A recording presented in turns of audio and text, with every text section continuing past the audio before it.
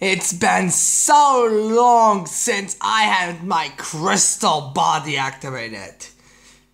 You know, Crystal, as much as being a flashy human is not the worst thing, I mean, I consider being what's that? What are those things called that? Those Transformers, I believe.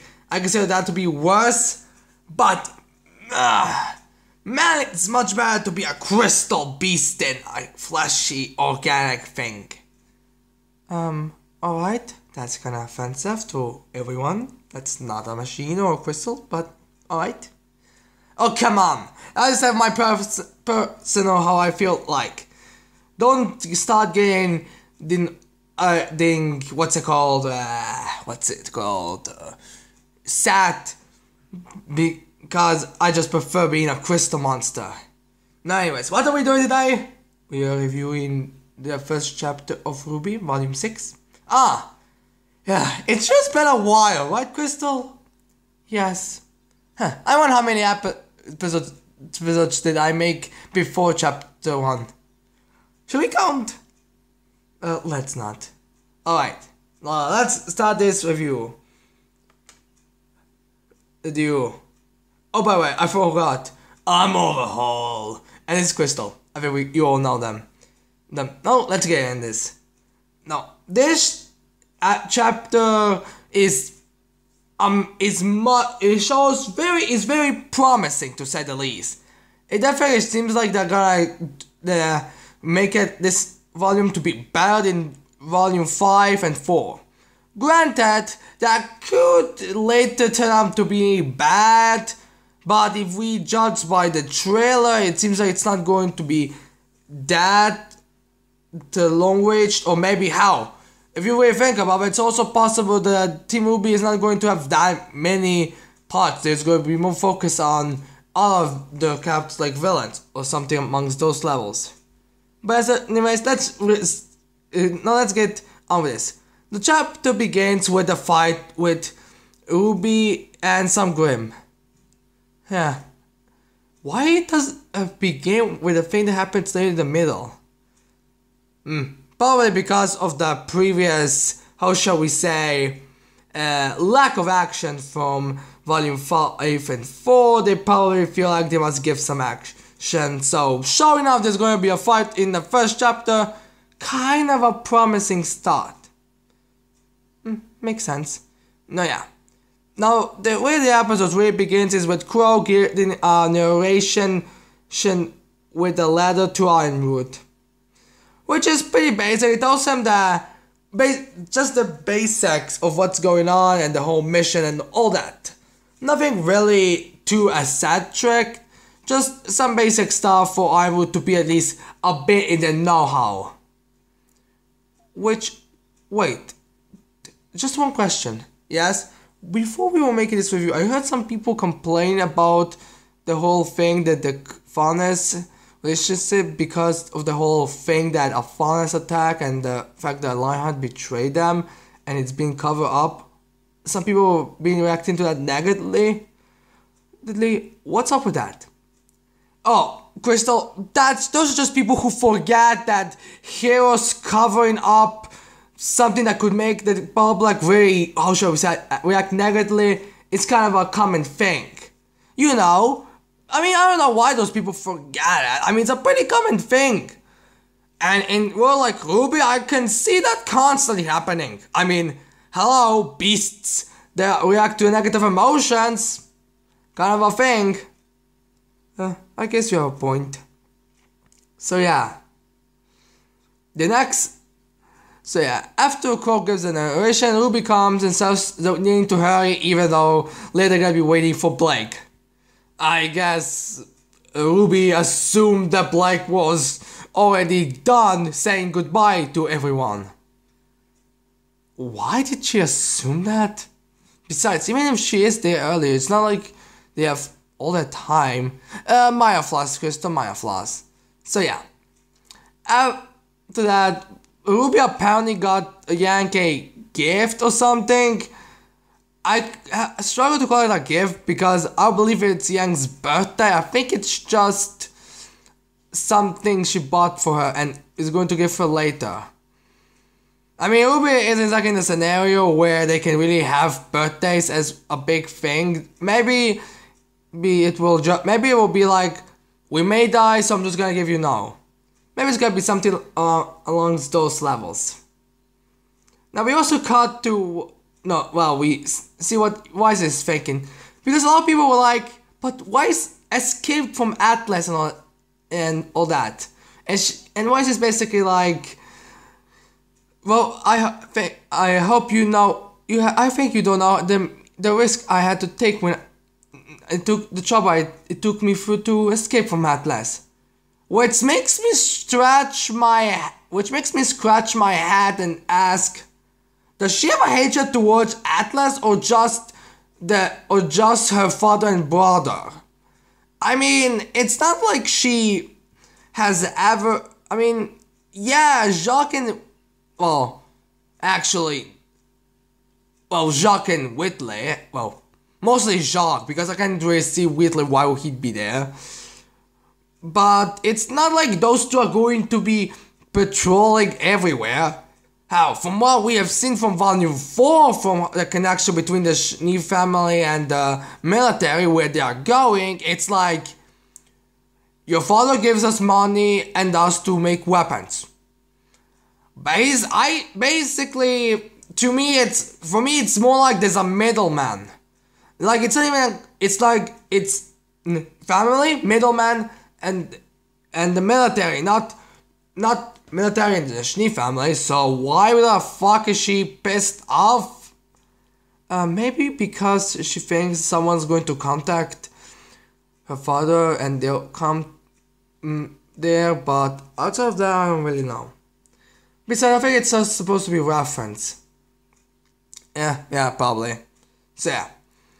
After that, 2 huntsmen show up, and they're acting pretty competent because they're just there because, well, they can't just be Team Rwby the only huntsman team, and to be fair, I can already see a bunch of people complain about how come there were no other pro huntsmen there. So yeah, these two are just there to be filler. They basically act just to be like acting like as incompetent as they can. Granted, they still try to make them competent in the fighting scenario, but that's besides the point. They basically act like, if you give us extra tip, we would be taking extra care of your card. But of course, like, yeah, bitches, go away. It was funny. Yeah, although the face Yank and we were doing behind Crow were just a bit weird. Let's ignore them. Remember, it's impossible for them to fix all the flaws. So yeah, after those two leaves because of their incompetence, they basically still need to wait for Blake because she needs to say goodbye to everyone else. Wes says a little comment like always, which makes me wonder, has she always been late when it comes to stuff? Because, I mean, I know it took her a while to get to the Mistral, but she didn't even fucking knew they were at Mistral. Well, so I guess maybe because of it so recent? I don't know. Really, I'm still wondering why some people are taking the actions of volume 3 of 4, or is it the end of volume 3 as the reasons why they hate her, even though she's shown not going to be, like, she's not going to be using those traits that make her hate her late anyway in Rwby. Yeah, it's a thing. Let's not focus on that. Let's just make a video later. So yeah. Now we get to scenes with Ilya and Blake.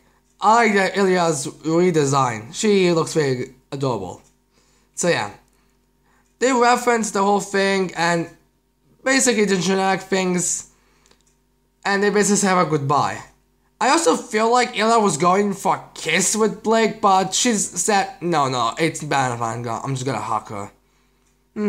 I think it's just because you're a pervert. Shut up, Crystal. So yeah, Ilya goes for a hug, and then she asks, I know you already say goodbye to your father and mother. I'm gonna assume the reason why we did not see that is because of voice actors.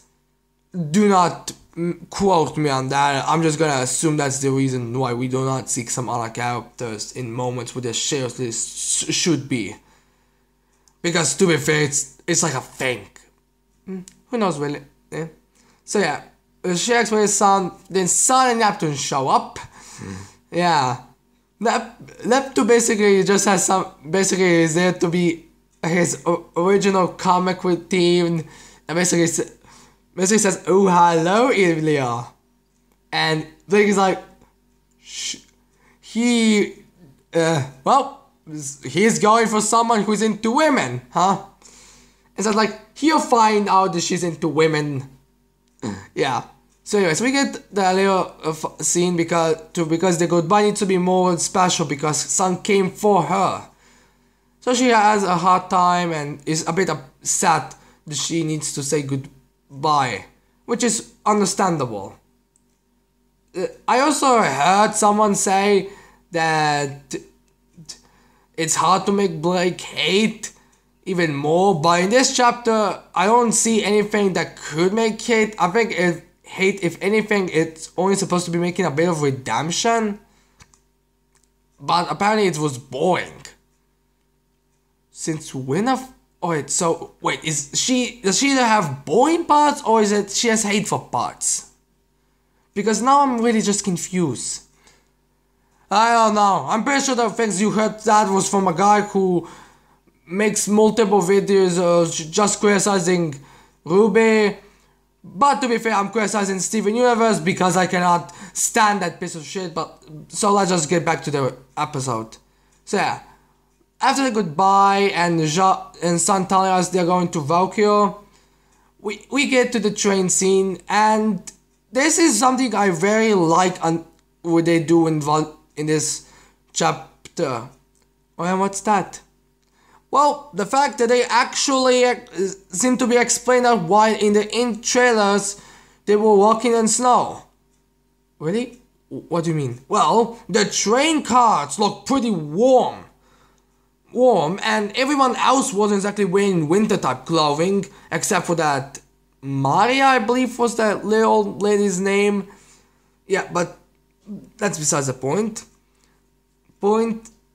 They don't really seem to be that concerned with the heat, so it seemed like that the train was going to keep them warm enough. It's just that thing that they were not expecting, the trash was really the thing. Maybe they'll react later, and considering it does seem like, and also I can't believe that the people are able to handle the cold a little better because of the aura thing. So yeah. Oh, alright. So yeah. They basically don't do anything together until Rwby is like, let's play video games. Yang goes to go get her skull, and Blake wants to help Yang because I feel like her mindset was, yeah, I think I better do things for Yang because I cannot believe that, because it's impossible that how I hurt her she should just forgive me. I believe that was the thing they were thinking. Yang sees it quickly and is like saying, no, you don't need to do, it's all good, I completely forgive you. Now, judging by the intro, it seems that that's only true for now, but later we can see more. What do you mean only true for now? In the intro there was a shot of Yang looking through the window and seeing Adam's reflection, and she seemed very disturbed or something.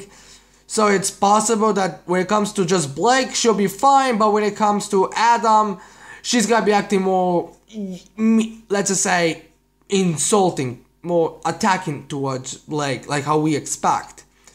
I mean, besides, maybe she's trying to pretend that she's not feeling anything. I mean, it would not be that far-fetched to say at least. So yeah.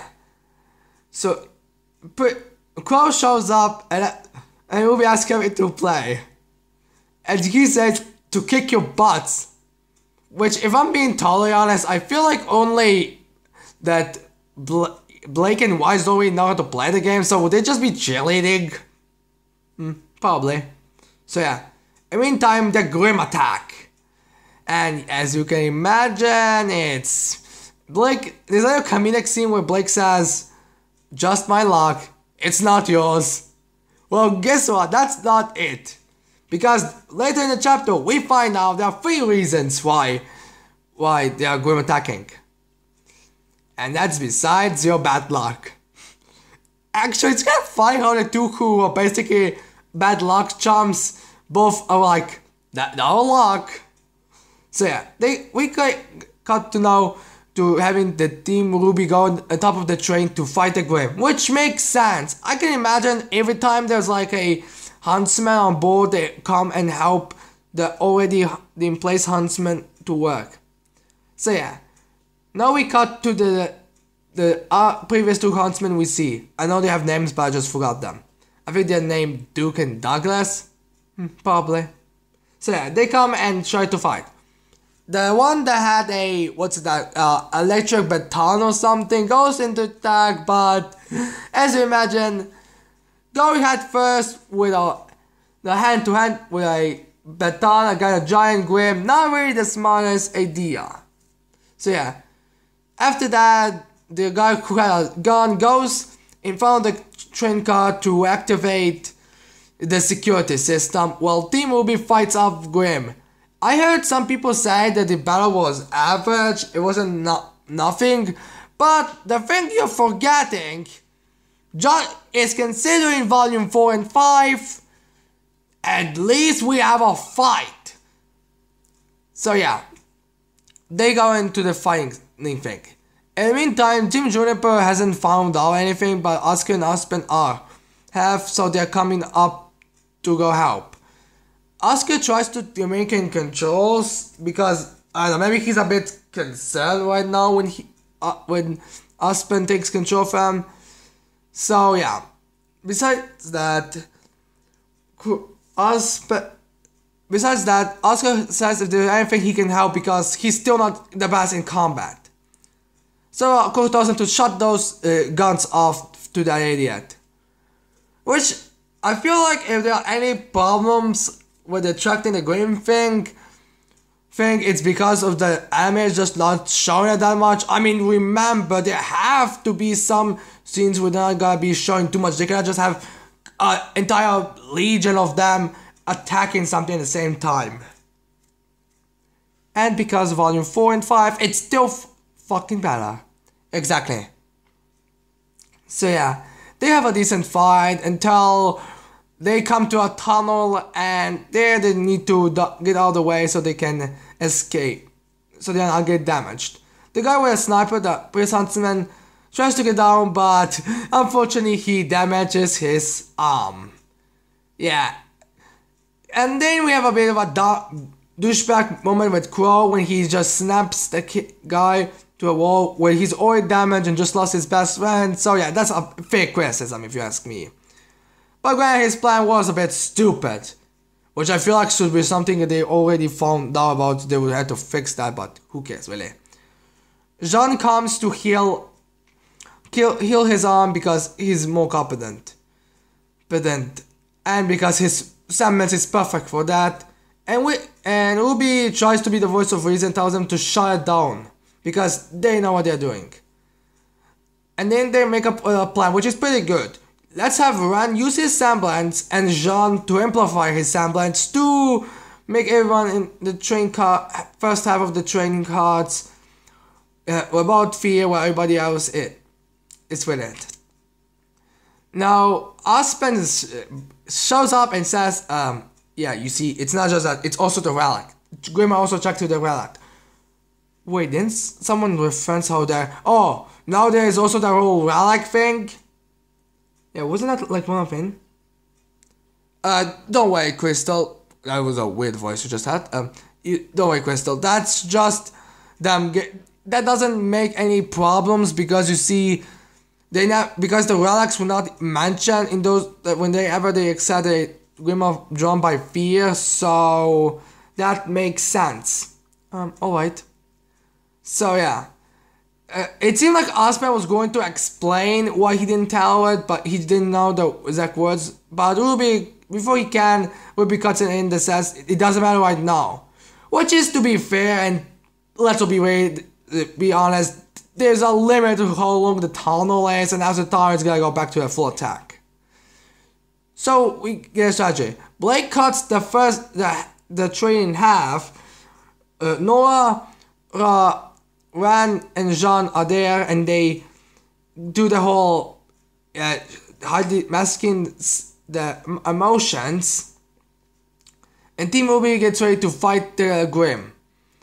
Now, some people are gonna have been talking and saying things like, wait a second, how much fucking power boost does Jean have? I mean, somehow Ran can amplify Ran's aura to semblance to a point that he can mask the entire train. That's unbelievable. Which to me is a bit not exactly that unbelievable. It's not exactly. It has really not been shown that that's impossible. What do you mean? Well, for starters, we don't really know what Rand's limitations were. He only said that he never tried that many, so he could imply he can at least get that. And he didn't say how much how much his limit is. And I'm pretty sure some of them were underneath him, so I can see at least 1 or 2 cards of people. Then remember, in Volume 5, it's not like Jean did not have enough of or amplification to, basically have that. I mean, he completely healed Wise to the point she didn't even have the wound. Enough to make a glyph creature.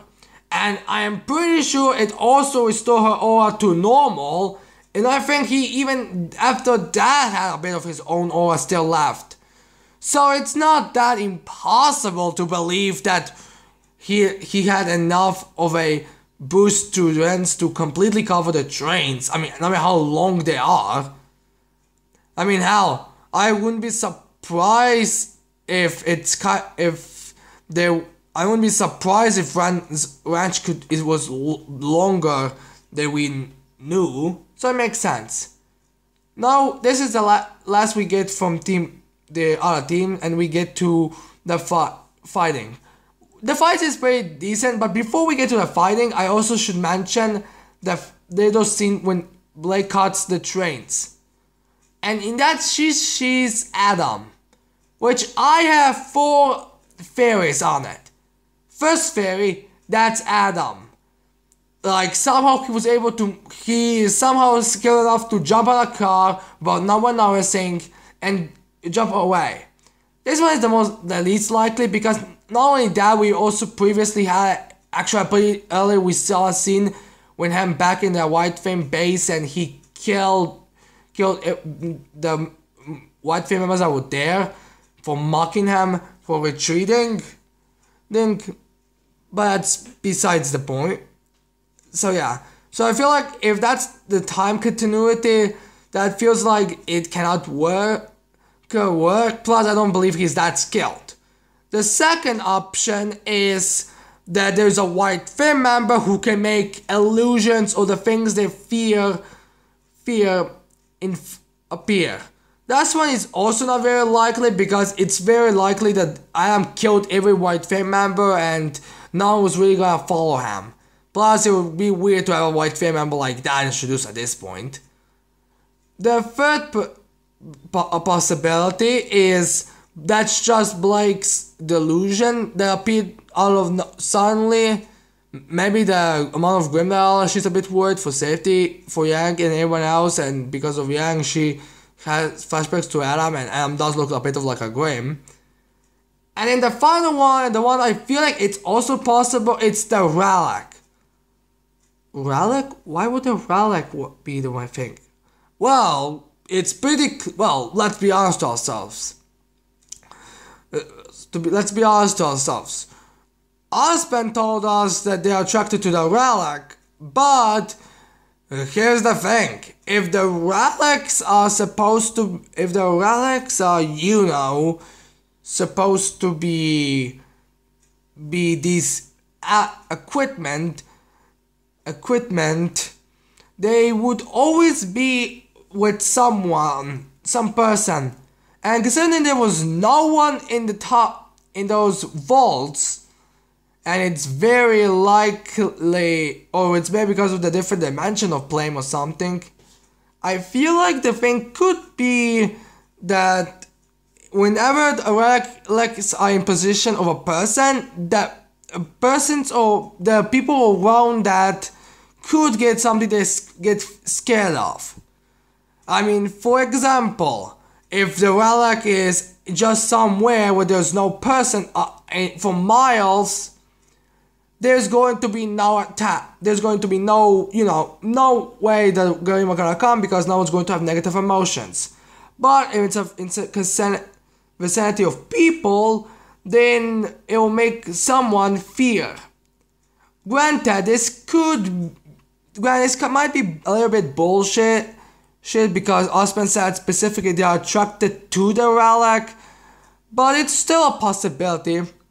I feel like they're gonna explain that in the next chapter, and the reason why you didn't see it, it's probably gonna make you look like an idiot for making that theory. Well, guess what? It's the only way I can view it. I mean, to be fair, all four options are very unlikely, so it really depends on which one you prefer. So yeah, we got back to the fighting, and the fighting is pretty good, but unfortunately the fight ends with the train getting off tracks and crashing. So yeah, all of them are trying to get their mindset back, but after a crash it's kinda hard. But in the meantime, it turns out that old lady that we saw in the intro shows up to be still there. Which means she either hid it somewhere, because we did see her being in the way where everyone else was when they were evacuating people to the first couple of carts. True. I believe her name was something Maya something, I can't remember exactly. I'm pretty sure we're gonna get her name fully in the next chapter, so it doesn't really matter. For right now, it's nothing to say about her. So yeah, she so far has no opinion. The same. Alright, so last appearance about this chapter, it was excellent. It was showing that it was being a promising chapter, and with it, and we hope enough the volume will be like the rest, and even better. I like the chapter as well. There are some things that I didn't really understand with the complaints, but that's besides the point. No, shall we end? Yes. I hope you like this video. I hope you're gonna leave a like and subscribe to my channel for more videos in the future. Goodbye. And Christian last words. Goodbye.